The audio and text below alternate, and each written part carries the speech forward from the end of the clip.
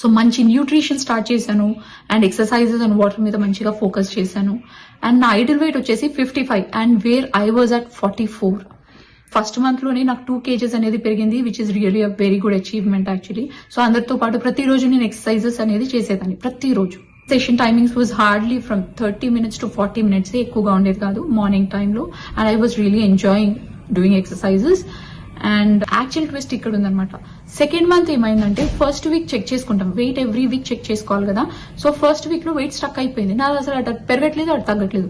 Second week కూడా wait చేసాము, I was taking proper nutrition, water అంతా బాగుంది. సెకండ్ వీక్ కూడా చూస్తే వెయిట్ అలాగే స్టక్ అయిపోయింది.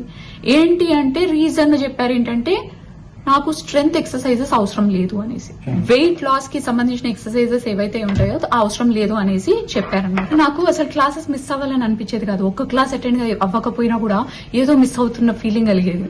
So I was attending